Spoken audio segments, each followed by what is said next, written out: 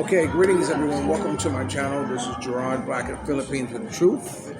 Welcome my subscribers, my triggers, lovers, haters, commenters. Each and every one of you are welcome to my channel. Hold on a second. Okay, welcome back. I almost started recording and not recording. Welcome back. I was telling you this is a special day for us because this is our 2-year anniversary. This is Mia. Mia, what are you eating? Beef. I forgot. It's a beef with mashed potato. She first ordered something, said, "What's this?" And they told her it's raw beef. I said, no. By no means, no. And there's Malin. Malin, say hello. She's our Yao. She's Duchess sitter, taking care of Duchess. And, so we're sitting here at the Bahia.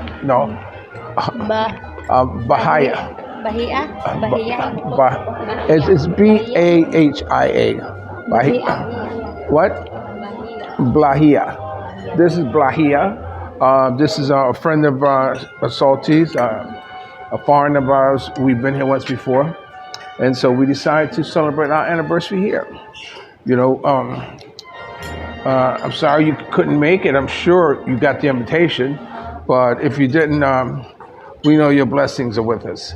All right, so anyway, I'm going to stop right here because I'm going to put a message on at the end of this about our 2 years together. All right, so you're watching Gerard Black in the Philippines with the truth. Thanks for subscribing, ring the bell, share, and like. Now, wait a minute. I'm going to tell you about the greatest love ever sold. I'll be right back.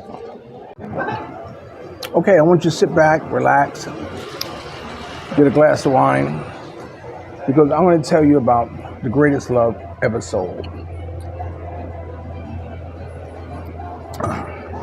This is my blueprint for you wanting to find not only the right Filipino, but the right companion and the right foundation for building a family.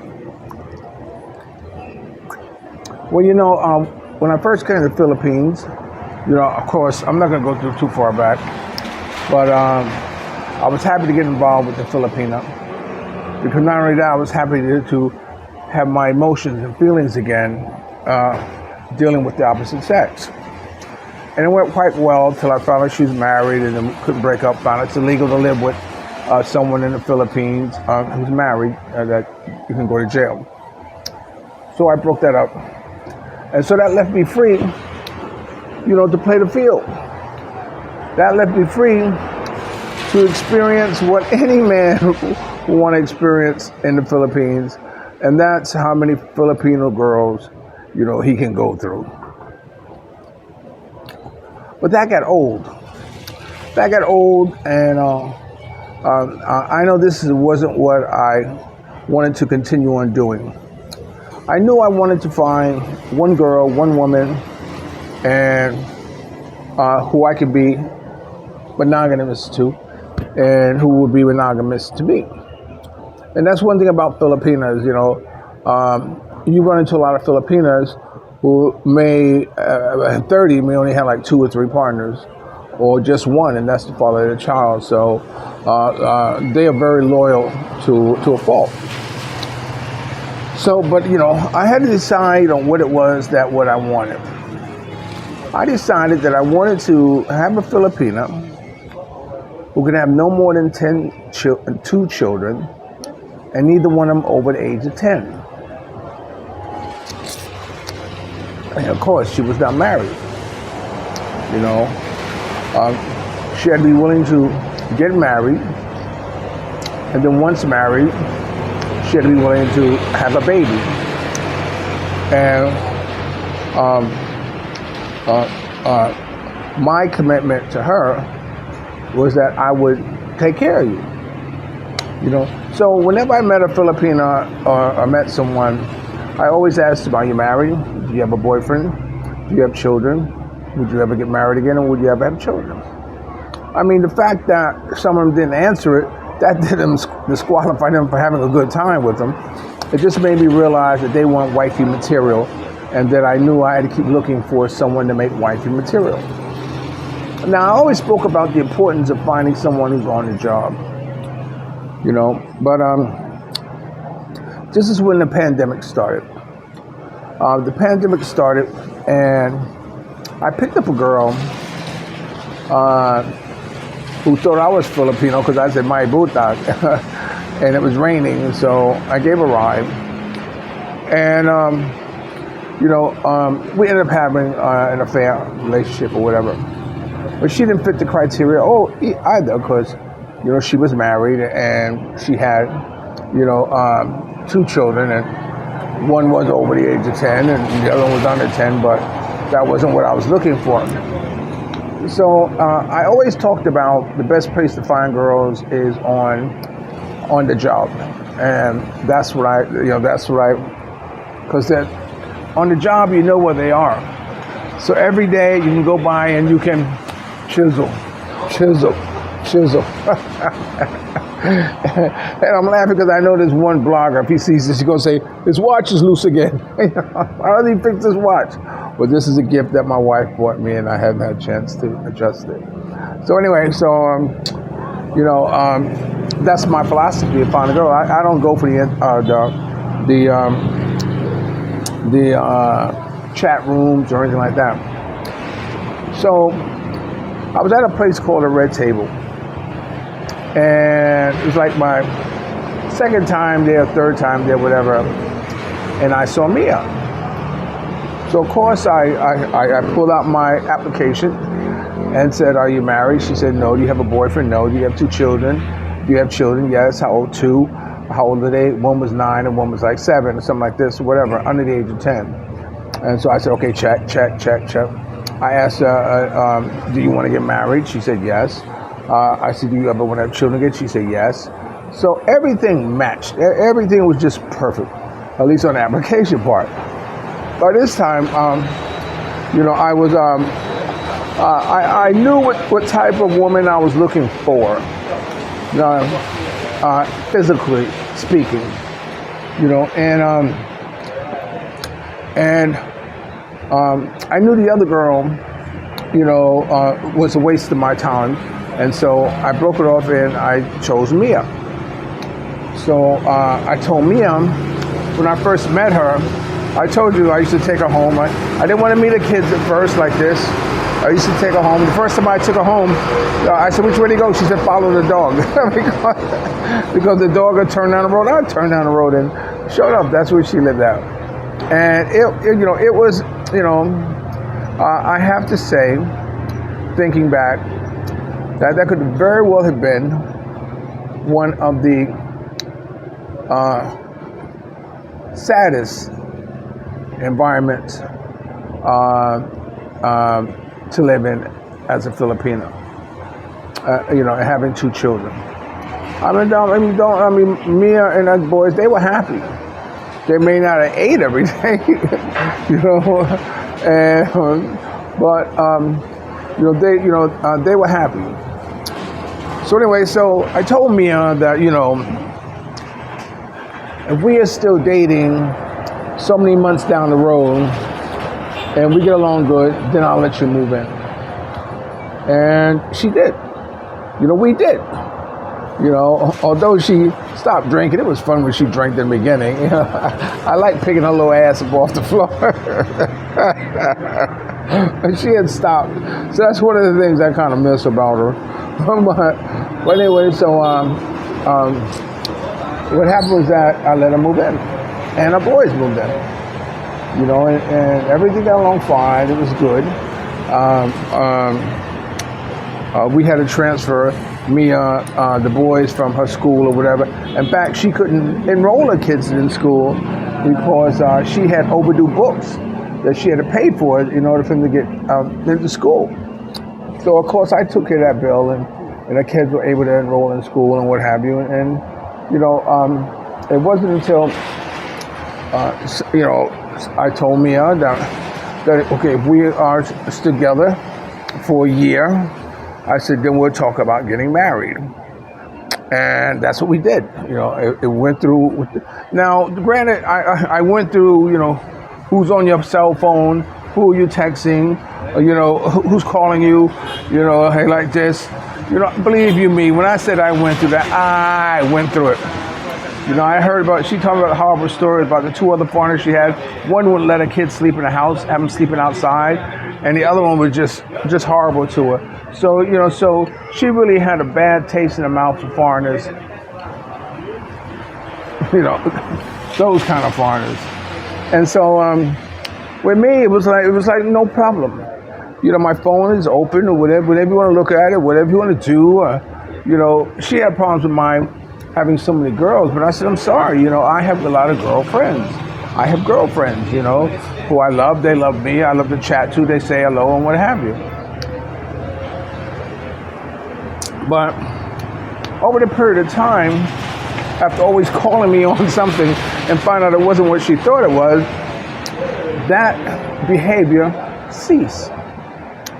So that's something that you should think about. You know, my phone is open anytime, day or night, when she wants to open it up, or sometimes she see the message come across the top of the screen from so-and-so, and I just ignore it. She's ignoring it now, because it doesn't matter. It's not important. It's not important. That's why a lot of you get on me, because I don't answer my phone or check messages. It's not important. What's important to me is where I'm at. So anyway, we agreed that we were going to get married. So I said, okay, we get married. I want a child. She agreed to that. I told her I would take care of her and take care of her kids. But what I would want was that I believe that if you have a Filipina, you know, and you're not, if you're not enjoying her every night or every other night, no 3 days should pass without tapping that ass. That's how I always felt. And I said, do you agree with that? In other words, you know, I never wanted to find myself in a situation where I was craving sex or couldn't have sex. I've already set the parameter that this is going to be our sexual routine. And she agreed. And so, which is still very well alive and well to this day.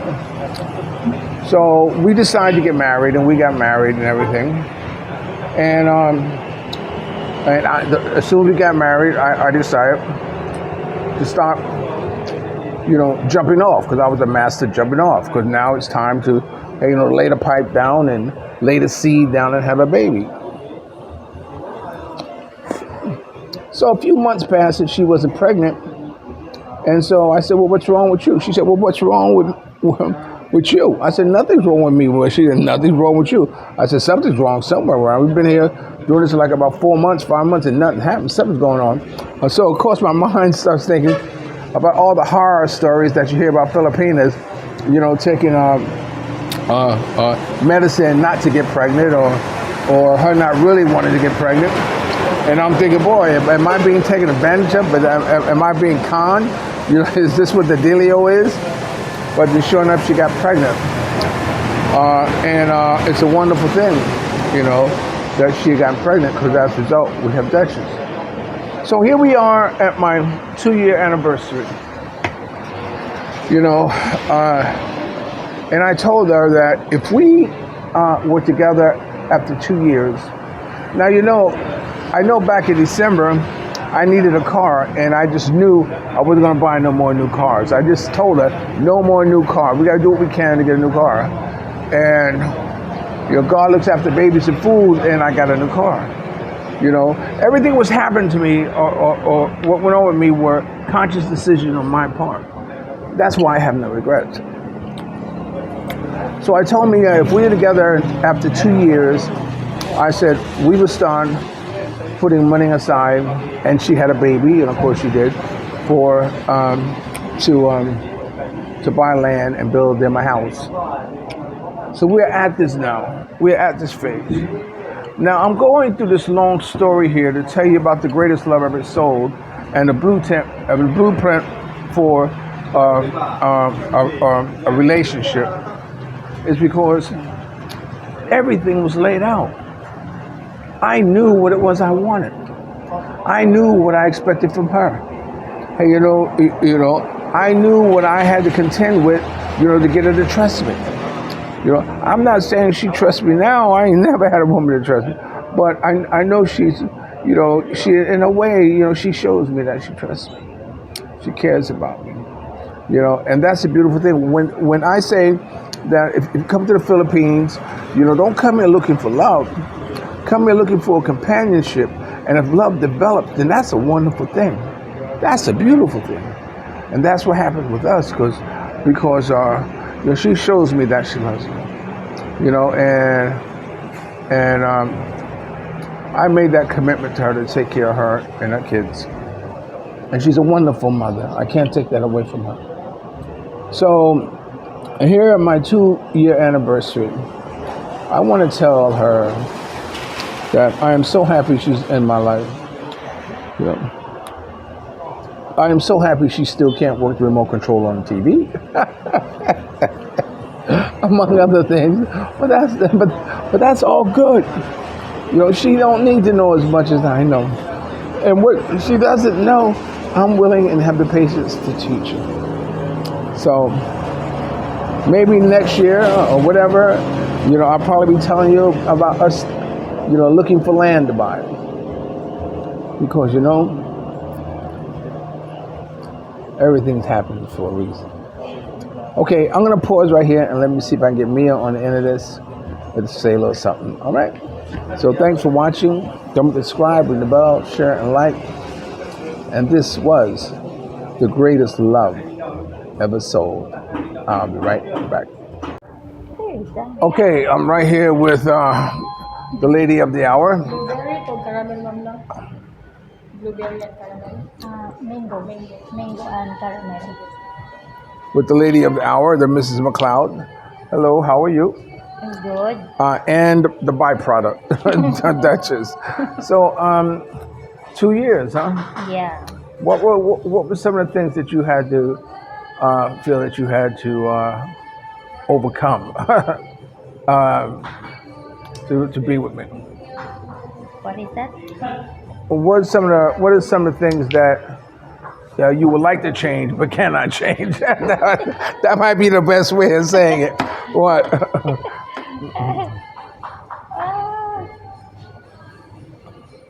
In the beginning, like I said, she was crazy about the phone thing. Who's texting you? Who's calling you? Who's this? A girlfriend like this, like this. You can't send them money. No, like this. But now she's gotten better. In fact, I can give her money and tell her, look, go buy a Palawan for so and so, and she would do it. My, how the world has changed. But what do you think? No, I think it's better because I never saw in the phone some texting. If now I know before, but now I think they stopped already. It's not that I stopped. She accepted. No. because it was harmless. It wasn't anything to to really be concerned about. I think one of the things that I had to overcome with Mia was that money. When you talk about money or something like this, and she was very sensitive about that. Yeah, I'm very sensitive because he sent money to a lot of people. I'm okay of that, but me first.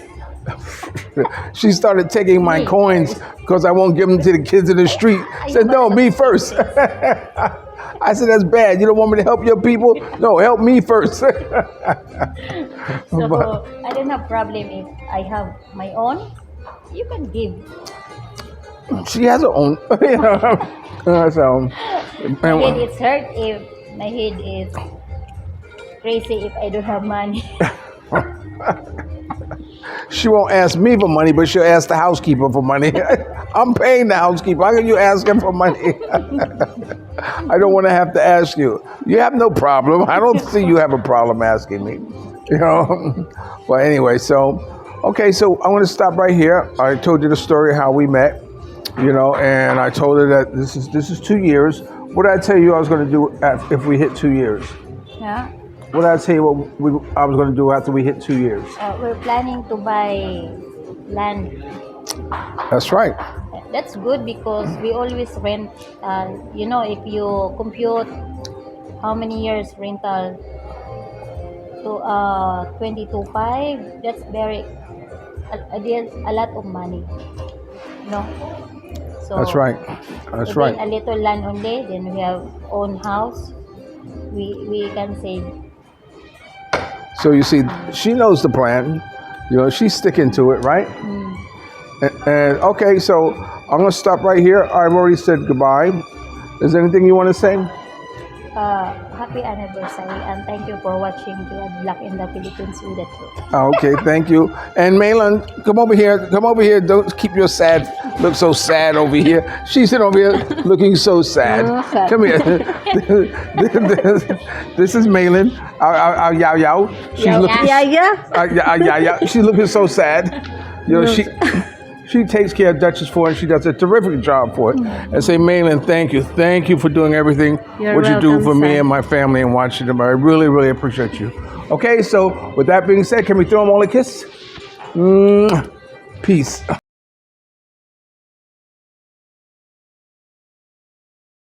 Right now we're at the Bahia Hyatt, and this is, what is your name? Beverly. Beverly.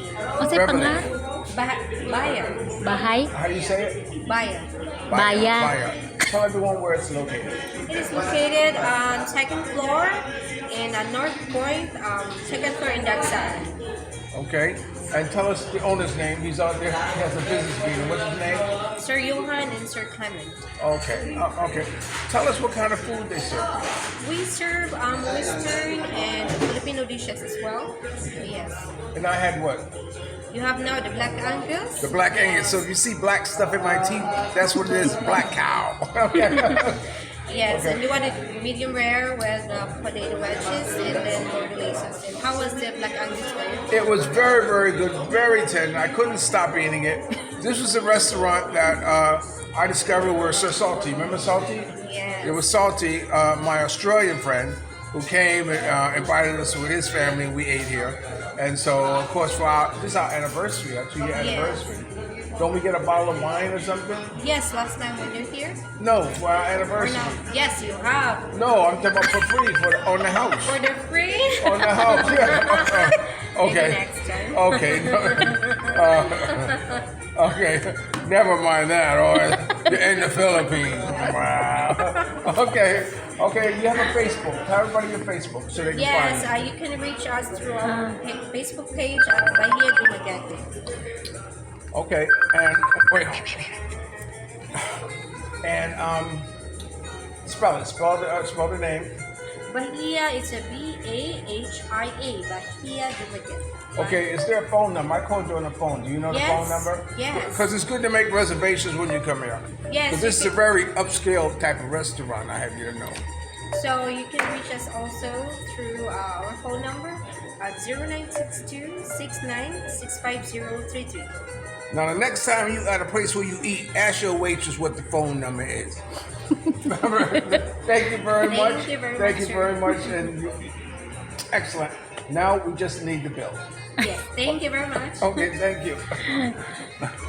Okay, that's that, and I'll be right back. Thanks for watching Gerard Black in the Philippines with the truth. Don't forget to subscribe, share, like, and ring the bell. I am Jean, and I used to be the editor of Gerard Black in the Philippines with the truth. And thanks for watching, and Gerard, thanks for believing in me. And congratulations on you and Mia for having a baby. Bye!